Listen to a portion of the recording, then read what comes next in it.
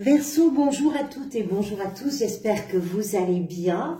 Je suis très heureuse de vous retrouver pour cette parenthèse, d'autant plus heureuse que, comme je l'ai dit pour les autres signes, ça faisait longtemps et ça me fait réellement plaisir. Alors, les parenthèses, pour ceux qui connaissent, vous savez ce que c'est. Pour ceux qui ne connaissent pas, c'est un format qui va être réduit, plus court par rapport aux lectures mensuelles, qui va nous permettre d'aborder des sujets, peut-être une interrogation pour vous, peut-être un questionnement, une situation, une relation, une réflexion. C'est vraiment centré sur vous. Vous allez savoir, bien sûr, tout de suite, hein, si ça vous parle ou si ça vous parle pas, puisqu'on part du principe que la carte centrale de ce tirage va représenter la situation de départ dont on va parler. Alors, merci bien sûr pour votre présence, évidemment, à tous. Alors, pour ce tirage, en arcane majeur, tout d'abord, vous avez la grande prêtresse au cœur du tirage et ici l'empereur. Ensuite, vous avez la 4 de coupe, le roi de bâton et la 2 de bâton.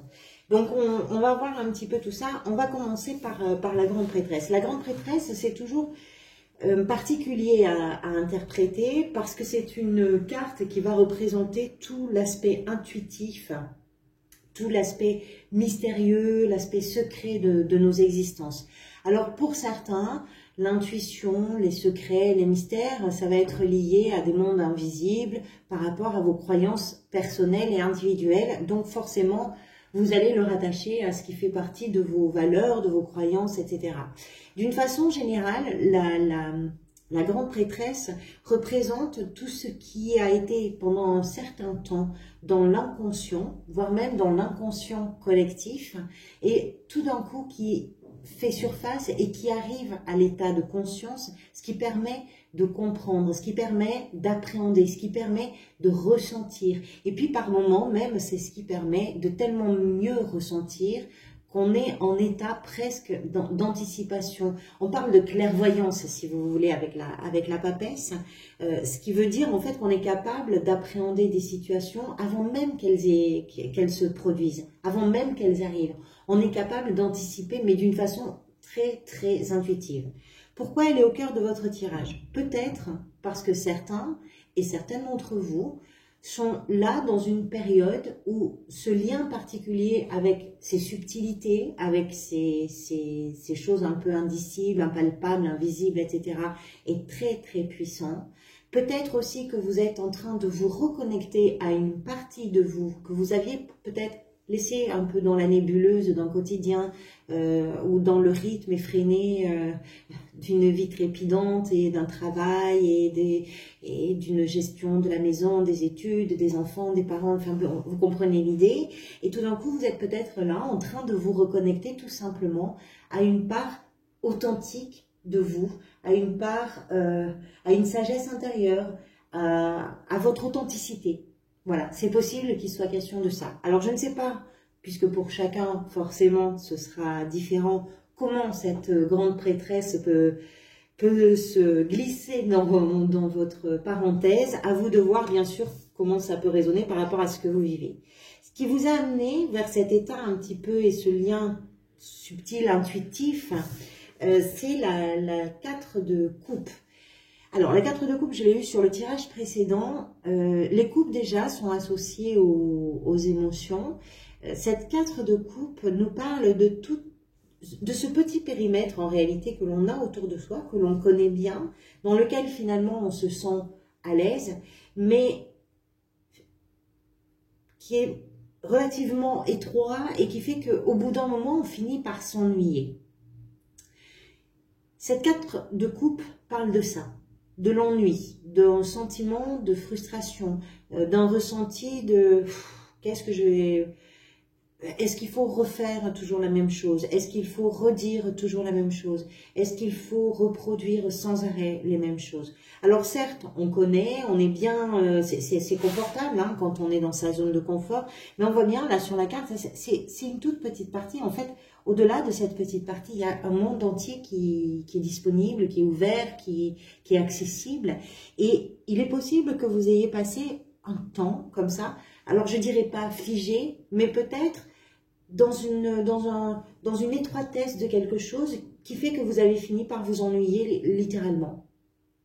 Ça peut se retrouver bien sûr dans tous les domaines de votre vie, ça peut être très général, hein, et c'est quelque chose qui, en tout cas, cet ennui, ce sentiment de frustration, ce manque de sel, de piment, de vie, de passion, vous voyez, ça manque un peu de tout ça, la 4 de coupe. Bah, tout ça, ça fait que tout d'un coup, qu'est-ce qu'on peut faire de ce petit endroit comme ça, si ce n'est plonger à l'intérieur de soi pour permettre de se mettre en connexion avec quelque chose d'un peu plus authentique, peut-être, voilà, et plonger à l'intérieur de soi. Aller chercher quelque chose à l'intérieur de soi qui n'attend que ça pour être mis à jour. Qu'est-ce qui va venir vous aider? L'empereur. Alors l'empereur, c'est l'énergie de l'organisation, de la structuration. On prend les choses en main, on les organise, on travaille pour cette structuration, on travaille pour organiser. L'empereur, c'est une énergie qui n'a pas de temps à perdre avec les petites choses, hein. C'est un empereur, donc d'abord c'est quelqu'un qui va régner d'une façon concrète, hein, factuelle, et de ce fait qui va donner aux autres des ordres pour que les choses puissent s'organiser correctement. Alors déléguer, oui, voilà. Ce que ça nous explique ici dans ce qui vient vous aider, c'est à mon avis que vous prenez la main sur quelque chose. C'est-à-dire que c'est vous qui décidez, c'est vous qui faites en sorte que, c'est vous qui choisissez, c'est vous qui mettez un pied ici ou un pied là, qui organisez telle ou telle situation, telle ou telle rencontre, tel ou tel moment. Voilà. Ce travail-là, vous prenez en main les choses. En fait, je pense que c'est ça, ce que vient nous dire l'empereur. Et d'une façon très ferme. L'empereur a quand même pour réputation d'être un peu rigide, hein. Ça manque un petit peu de flexibilité. Il est pas particulièrement... c'est pas une énergie particulièrement joyeuse ou voilà, c'est structuré, c'est organisé, c'est sur des rails, parfois un peu trop. Mais là, vous l'avez dans la position de ce qui vient vous aider. Donc, je pense que c'est vraiment cette prise en main. C'est le fait de savoir où vous allez. C'est le fait de savoir... Vous avez, je pense, une vision globale, ou en tout cas, une vision sur du long terme, sur ce que vous voulez atteindre, ou ce vers quoi vous avez envie d'aller. Cette énergie de l'empereur dans le côté « je prends les choses en main, je fais », c'est ça qui vient vous aider. Ce que vous désirez par-dessus tout, vous avez le roi de bâton. Le roi de bâton, alors oui pardon, je reviens juste à l'empereur, c'est une énergie de pouvoir et d'autorité en fait, hein. C'est un patriarche. Pour certains d'entre vous, je crois, attendez, je vais vérifier quelque chose, je l'ai par là, je crois qu'il est associé au bélier, hein, il me semble, je vérifie, oui il est associé au bélier. Pour certains d'entre vous, pourquoi pas, hein, ça peut être quelqu'un d'un signe du bélier qui va, ou un père, hein, ça peut être quelqu'un qui fait autorité comme ça et qui va vous permettre justement qui va vous aider à structurer quelque chose. C'est tout à fait possible, hein. C'est tout à fait possible. Alors, le roi de bâton, pardonnez-moi, dans ce que vous désirez le plus, le roi de bâton, c'est alors pas comme l'empereur quand même, mais un petit peu, c'est un entrepreneur.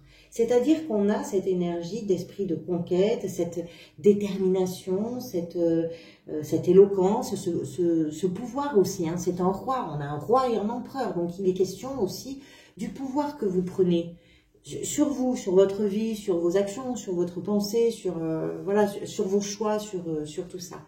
La différence, je dirais, assez importante d'ailleurs entre ce roi et cet empereur, entre ce qui vient vous aider et ce que vous désirez, c'est que le roi de bâton a beaucoup de charme, que c'est quelqu'un qui a un sens de la communication qui est vraiment très développé et très efficace parce qu'il est charmant.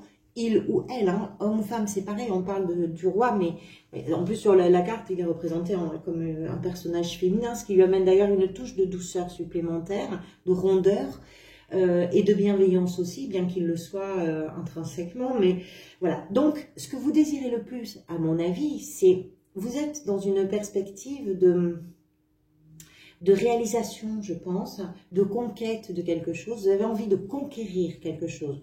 un cœur, une victoire, quelque chose de façon personnelle, d'arriver à faire, réaliser quelque chose. Hein, ça peut être très simple, hein, l'histoire.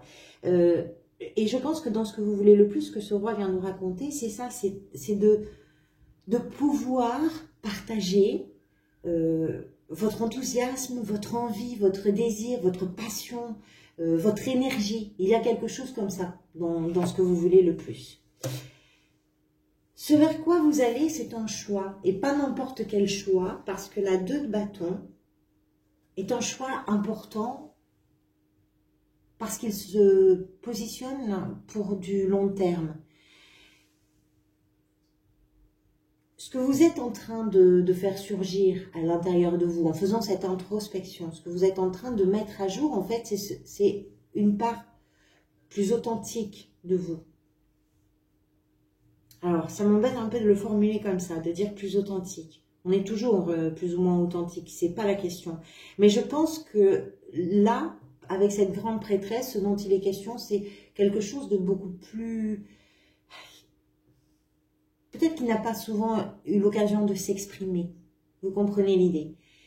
La 2 de bâton nous parle d'un choix important. Parce que peut-être que dans ce qui est en train de s'exprimer, dans ce qui est en train de s'ouvrir, vous nous donnez l'impression d'être une fleur là qui est en train de s'ouvrir et dont on commence à avoir le cœur. Et la 2 de bâton, peut-être que vous aurez un choix important à faire, un choix de cœur, pourquoi pas.